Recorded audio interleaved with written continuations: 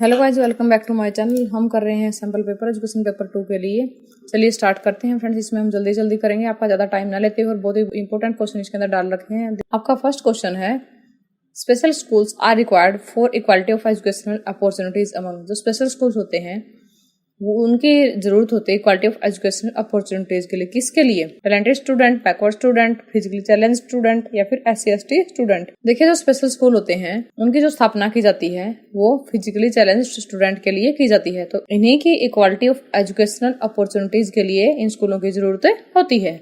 Next question देखिए, for equality of educational opportunities among women the constitution has provision under.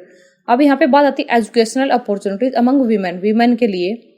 तो यहाँ पे constitution के कुछ आर्टिकल दिए गए हैं, इनमें से किसके अंदर उनका प्रोविजन किया गया है। अब यहाँ पे कुछ कोड गिवन है, इनमें से आपको छांटना है करेक्ट कोड कौन सा होगा। तो फ्रेंड्स देखिए, अगर हम बात करते हैं वीमेन्स की एजुकेशनल अपॉर्चुनिटीज की, तो ये जो गिवन है ये है आर्टिकल 15 के 3 पार्ट के अंदर। देखिए, इसको अच्छे से समझना बहुत जरूरी है। वैसे देखा जाए जो आर्टिकल 45 है, तो ये जो 6 से 14 वर्ष तक के जो बच्चे हैं सभी को इक्वल एजुकेशनल अपॉर्चुनिटी प्रोवाइड करता है। आर्टिकल जो 15 का 3 पार्ट है ये तो एजुकेशनल अपॉर्चुनिटी देता ही है वीमेन को। लेकिन अगर हम बात करें आर्टिकल 16 के 1 और 2 पार्ट की, तो इसके अंदर जो वीमेन वर्किंग वीमेन है, यानी कि जो कार्य करती हैं, जो जॉब करती हैं, ये आर्टिकल उन महिलाओं के लिए है। अगर जहाँ पे पुरुष काम करते हैं वहां पे महिलाएं भी काम करती हैं, तो महिलाओं को पुरुषों के बराबर वेतन मिलना चाहिए और वहां पे सारे अधिकार उन्हें पुरुषों के बराबर मिलने चाहिए। तो यहाँ पे हमने देखना है सिर्फ एजुकेशनल अपॉर्चुनिटी। अगर एजुकेशनल अपॉर्चुनिटी के कंटेस्ट में अगर ये क्वेश्चन पूछा जाता है तो यहाँ पे हमारा सेकेंड ऑप्शन ही करेक्ट रहेगा। ठीक है, तो यहाँ पे क्या है, हमारा डी ऑप्शन करेक्ट है। डी के अंदर सेकेंड ही गिवन है।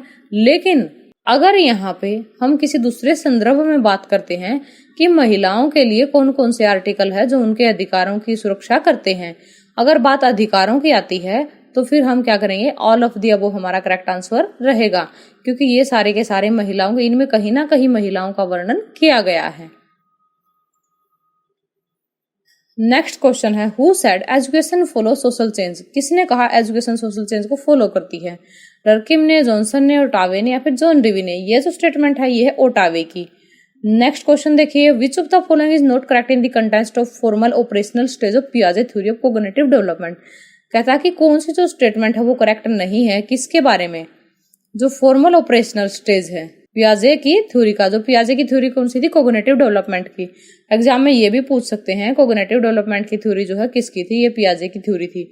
और इसके अंदर कितने स्टेज थे? इसके अंदर 4 स्टेज हैं फ्रेंड्स। उन चारों स्टेजेस के नाम आप हमें कमेंट बॉक्स में बताइएगा। चलिए अब इसके ऑप्शन देख लेते हैं। कहता है children start using abstract symbols, या फिर children start formulating hypothesis and testing them in their experience. फिर कहता है they follow trial and error method to solve problems, या फिर they develop the capacity to analyse, synthesise and generalise. देखिए, जो formal operational stage होता है उसके कंटेस्ट में यहाँ पे जो चीज गलत है वो है they follow trial and error method to solve problems. बाकी सारी की सारी स्टेटमेंट यहाँ पे ठीक है। नेक्स्ट क्वेश्चन है, विच of the following is not a condition of creativity. कौन सी जो कंडीशन है वो क्रिएटिविटी की नहीं है? रैशनैलिटी नहीं है, non rationality, openness to experience या फिर करेक्टनेस। तो यहाँ पे जो क्रिएटिविटी की कंडीशन नहीं है वो है रैशनैलिटी। नेक्स्ट क्वेश्चन देखिए, the most common model a child select is. जो मोस्ट कॉमन मॉडल होता चाइल्ड सेलेक्ट करता है, an older sibling, his parent, a teacher और a person in authority, a person whose conduct approaches perfection, a person whose approximates the child self ideal. तो यहाँ पे होगा कि एक चाइल्ड जिसको मॉडल सेलेक्ट करता है तो वो होगा एक person who approximates the child self ideal, जिसको बच्चा खुद समझता है कि ये मेरा आइडियल है। Chain learning is connected with. Chain learning किससे कनेक्टेड होती है? यह चैन लर्निंग जो है किसने दी थी? ठीक है, ब्रूनर ने, गैने ने या फिर टोलमैन ने या फिर थॉर्नडाइक ने। जो चैन लर्निंग है फ्रेंड्स ये दी थी गैने ने। एग्जाम में ये भी आ सकता है कि गैने की थ्योरी कौन सी है, तो ये क्या है? चैन लर्निंग है। लिस्ट यहाँ पे गिवन है साइकोलॉजिस्ट की, और साथ में जो उनके नाम यहाँ पे गिवन है कि उनका कंसेप्ट उन्होंने दिया था। तो देखिए यहाँ पे हम लिस्ट देख लेते हैं और उसके बाद हम यहाँ पे कोड देख लेते हैं। तो हमने मैच करना है ये जो थ्योरी है, यानी कि ये जो साइकोलॉजिस्ट है इन्होंने कौन कौन से कंसेप्ट डेवलप किए थे। तो फ्रेंड्स देखिए यहाँ पे जो कंसेप्ट डेवलप करने वाले हैं, देखिए यहाँ पे लिस्ट सेकंड के अंदर 5 ऑप्शन आपको गिवन है, लेकिन लिस्ट जो फर्स्ट है उसके अंदर क्या है, आपको 4 ही ऑप्शन गिवन है। तो ये आपके लिए बड़ा कंफ्यूजन पैदा करने वाला क्वेश्चन है, लेकिन बहुत ही आसान क्वेश्चन है। देखिए यहाँ पे जो साइकोलॉजिस्ट के नाम है, तो इनको मैच करने से हमें करेक्ट आंसर मिलता है ऑप्शन सी।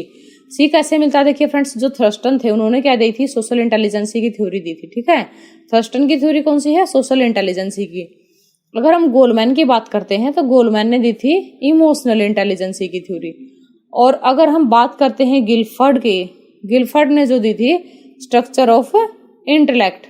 और गार्डनर की जो थ्योरी थी ये थी multi factor theory of intelligence. और अगर हम बात करें 2 फैक्टर थ्योरी ऑफ इंटेलिजेंसी की, तो ये 2 फैक्टर थ्योरी ऑफ इंटेलिजेंसी किसकी थी? और इसके अंदर मैं आपको बता देती हूँ 2 फैक्टर कौन से थे। एस फैक्टर था, जी फैक्टर था। एस फैक्टर होता है स्पेसिफिक और जी होता है जनरल। और आपको ये बताना है कमेंट में कि 2 फैक्टर थ्योरी किसने दी थी। Learning driving is based on, जो लर्निंग ड्राइव होता है वो बेस्ड होता है किसके ऊपर? इनसाइट लर्निंग के ऊपर, ऑपरेंट कंडीशनिंग के ऊपर, इंस्ट्रूमेंटल कंडीशनिंग के ऊपर, या फिर ट्रायल एंड एरर लर्निंग के ऊपर। देखिए फ्रेंड्स, यहाँ पे जो ड्राइविंग दिया गया है ये ड्राइव आएगा, यहाँ पे मिस्टेक है तो यहाँ पे इसको आप ड्राइव कर लेना। ये लर्निंग ड्राइव है तो इसका करेक्ट आंसर रहेगा ट्रायल एंड एरर लर्निंग की। जो लर्निंग ड्राइव है ट्रायल एंड एरर लर्निंग के ऊपर बेस्ड है। नेक्स्ट क्वेश्चन में असर्शन और रीजन दिया गया है। असर्शन कहता है creativity can be nurtured in the classroom. Reason कहता है if the teacher is open to experience and tolerant of ambiguity. अब यहाँ पे ऑप्शन आपके सामने गिवन है। देखिए फ्रेंड्स, बहुत ही आसान क्वेश्चन है। वैसे असर्शन और रीजन के अंदर डाल दिया गया है, लेकिन आंसर फाइंड करना बहुत ही आसान है। तो इसका करेक्ट आंसर होगा ऑप्शन ए कि both A and R correct, कि दोनों के दोनों ही करेक्ट हैं। नेक्स्ट क्वेश्चन है in experimental research an investigator normally prefer to formulate null hypothesis rather than research hypothesis. ठीक है, तो ये क्यों होता है? It is easy to formulate null hypothesis, या फिर it is wrong to formulate research hypothesis, या फिर null hypothesis are statically testable होती हैं, या नन ऑफ दिस। इसका करेक्ट आंसर रहेगा नल हाइपोथेसिस जो होती है स्टैटिकली टेस्टेबल होती है, यानी कि जो नल हाइपोथेसिस है फ्रेंड उसको टेस्ट किया जा सकता है। कई बार एग्जाम में ये भी क्वेश्चन पूछ लिया जाता है कि जो नल हाइपोथेसिस होती है वो टेस्टेबल होती है या नहीं होती है। और आपके सामने काफी सारे ऑप्शन होते हैं, आई मीन 4 ऑप्शन होते हैं, तो उन 4 ऑप्शन में से आपको क्या कहना होता है कि जो नल हाइपोथेसिस है वो टेस्टेबल होती है। कई बार आपके सामने ये जो क्वेश्चन है एमफिल पीएचडी के एंट्रेंस एग्जाम में भी आ जाता है, कई बार आपको इंटरव्यू में भी पूछ लिया जाता है, या आपका जो वाइवा होता है डिसर्टेशन का उसमें भी आपसे पूछ लिया जाता है कि जो नल हाइपोथेसिस है वो टेस्टेबल होती है कि नहीं होती। लेकिन काफी सारे जो बच्चे होते हैं उनको यही पता नहीं होता कि नल हाइपोथेसिस टेस्टेबल होती है या नहीं होती। लेकिन जो नल हाइपोथेसिस होती है वो टेस्टेबल होती है, इसको अच्छे से याद कर लीजिएगा। In the context of testing of a null hypothesis, if it is significant at the context of testing of null hypothesis में देखते हैं कि if it is significant, ये significant होती है तो at किस लेवल पे होती है? अभी यहाँ पे लेवल दिए गए हैं, तो देखिए जब एक नल हाइपोथेसिस सिग्निफिकेंट होती है तो इसका करेक्ट आंसर रहेगा ऑप्शन बी। अल्फा जो होता है 0.0 लेवल के ऊपर सिग्निफिकेंट होता है, और वही जो है 0.05 लेवल के ऊपर भी सिग्निफिकेंट होगा। Which of the following factor does not affect internal validity of experimental design? देखिए एक्सपेरिमेंटल डिजाइन की जो इंटरनल वैलिडिटी होती है उसको कौन से फैक्टर इफेक्ट नहीं करते? Statical regression, maturation of subject, pretesting, या फिर noise during experimental. Experimental design के अंदर इंटरनल वैलिडिटी को जो इफेक्ट नहीं करता वो फैक्टर है नॉइज ड्यूरिंग एक्सपेरिमेंट, यानी कि जो एक्सपेरिमेंट के दौरान जो आवाज होती है, जो साउंड होती है, वो इसकी इंटरनल वैलिडिटी को इफेक्ट नहीं करती। नेक्स्ट क्वेश्चन के अंदर है a researcher compare the mean IQ score of randomly selected government and private school. एक जो रिसर्चर है वो कंपेयर करता है मीन आईक्यू स्कोर किसका? गवर्नमेंट और प्राइवेट स्कूल स्टूडेंट्स का, एंड अराइव्ड एट कंक्लूजन, और कंक्लूजन पे आ जाता है दैट प्राइवेट स्कूल करिकुलम, जो प्राइवेट स्कूल का जो करिकुलम है हैज सिग्निफिकेंट पॉजिटिव इफेक्ट, वो पॉजिटिव इफेक्ट रखता है on intelligence of student, student की इंटेलिजेंसी के ऊपर, as compare to that of government school की तुलना में। ठीक है, जो गवर्नमेंट स्कूल के स्टूडेंट है उनकी कंपेयर में। This study can be categorised as, इस स्टडी को क्या कहेंगे? Experimental study, ex post facto, historical, या फिर केस स्टडी। ऐसी जो स्टडी होती है वो होती है ex post facto study. Next question देखिए, the main purpose of co curricular activity is to. Main purpose होता है को करिकुलर एक्टिविटी का, वो क्या होता है? ऑप्शन ए कहता है फैसिलिटेट पीपल डेवलपमेंट, बी कहता है प्रोवाइड प्रोग्रेसिव स्कूल, सी कहता है keep people from dropping out, D कहता है meet the demand of the community.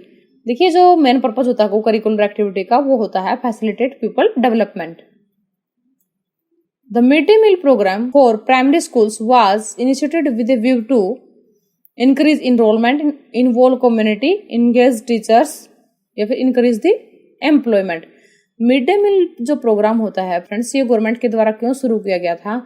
ये स्कूल के अंदर इनरोलमेंट बढ़ाने के लिए जो है शुरू किया गया था, ताकि जो बच्चे हैं, जो गरीब तबके के बच्चे हैं, वो स्कूल में एडमिशन ले, जिनको घर पे भरपूर पोषण नहीं मिलता, तो उनको वहां पे खाना भी दिया जाएगा। और जिसके माता पिता काम करते हैं, मेहनत मजदूरी का काम करते हैं, खेती का काम करते हैं, तो उनके पास क्या होता है, बहुत सारा काम होता है, तो इसलिए वो अपने बच्चों को अपने साथ काम में लगा लेते हैं बजाय कि स्कूल में भेजने के। तो गवर्नमेंट ने ये प्रोग्राम इसलिए शुरू किया था ताकि पेरेंट्स ये सोचें कि जो बच्चे हैं उनको खाना भी स्कूल में ही दिया जा रहा है और पढ़ाई भी वहां पे साथ में हो रही है। तो ये दो बेनिफिट एक साथ देने के लिए जो सरकार ने मिड डे मील प्रोग्राम शुरू किया था, ताकि स्कूल के अंदर इनरोलमेंट इंक्रीज हो। VEC under SSA stands for, SSA क्या होता है? सर्व शिक्षा अभियान। तो इसके अंदर VEC का क्या मतलब है? Village education committee, village enabling council, village enrolment committee या फिर नन ऑफ द अबो। देखिए जो VEC होती है सर्व शिक्षा अभियान के अंदर, वो होती है village education committee. The strategy adopted in India for the universalisation of elementary education is, जो स्ट्रेटेजी अडोप्ट की गई है इंडिया के अंदर यूनिवर्सलाइजेशन ऑफ एलिमेंट्री एजुकेशन के लिए, वो क्या? Universal enrolment, universal retention, universal provision for schooling या फिर ऑल ऑफ द अबो। तो इसका करेक्ट आंसर होगा all of the above. Friends ये जो क्वेश्चन है ये दिसंबर 2019 के अंदर पूछा गया था। तो इस टाइप के भी क्वेश्चन जो है एग्जाम में पूछे जाते हैं। आपको लगता है कि बहुत ही आसान क्वेश्चन है और इस तरह के क्वेश्चन ये एग्जाम में नहीं देगा, तो ये जो क्वेश्चन था दिसंबर 2019 के एग्जाम में पूछा गया था, यूनिवर्सल एनरोलमेंट, रिटेंशन और प्रोविजन ऑफ स्कूलिंग। ठीक है, नेक्स्ट क्वेश्चन है the chief responsibility of the principal is to, जो चीफ रिस्पॉन्सिबिलिटी होती है प्रिंसिपल की वो क्या होती है? Organise and administer the guidance programme या फिर provide leadership in the institutional programme, listen to parental criticism की proper school records. Chief responsibility जो होती है प्रिंसिपल की वो होती है provide leadership in the institutional programme, यानी जो इंस्टीट्यूशनल प्रोग्राम होते हैं उनको लीडरशिप प्रोवाइड करना। क्वेश्चन कहता है who replaced rule the thumb with science and advocate principle of scientific management. इसके अंदर पूछा गया कि किसने जो है रूल द थंब को साइंस के साथ जो है रिप्लेस कर दिया था और एडवोकेट किया था। क्या एडवोकेट किया? Principle of scientific management. तो ये कौन थे? कार्ल डेविस थे, एफ टेलर थे, आर ब्रूनर थे या फिर एच फायल थे। तो ये जो चेंज करने वाले थे ये थे एफ टेलर।